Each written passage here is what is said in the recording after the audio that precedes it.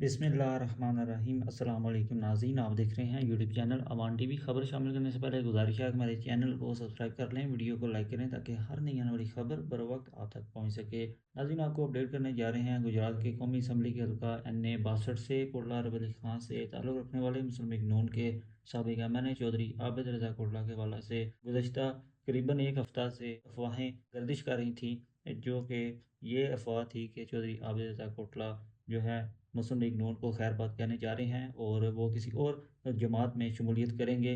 और इस हवाला से सोशल मीडिया पर जो है वो मुख्तलिफ अफवाहें जो हैं वो गर्दिश कर रही थी।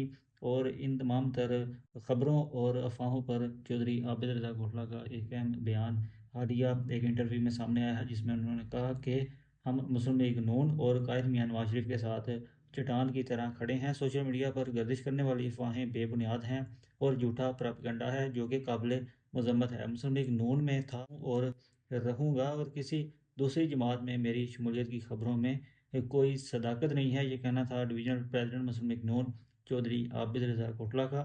मज़ीद उन्होंने कहा कि मुखालिफ अनासर सियासी फ़ायदा हासिल करने के लिए झूठी अफवाहें फैला रहे हैं, लेकिन अवाम बाशऊर हैं और ऐसी बातों पर यकीन नहीं करेंगे। मुस्लिम लीग नून की क़यादत पर भरपूर एतमाद है और इंशाअल्लाह आइंदा बल्दियाती इलेक्शन में भी मुस्लिम लीग नून के प्लेटफॉर्म से इलेक्शन लड़ेंगे। ये कहना था चौधरी आबिद रज़ा कोटला का। और इस बयान के बाद तमाम तर खबरें और अफवाहें जो कि सोशल मीडिया पर गर्दिश कर रही थी, वो इस एक बयान के साथ जो है उनकी तरदीद हो चुकी है।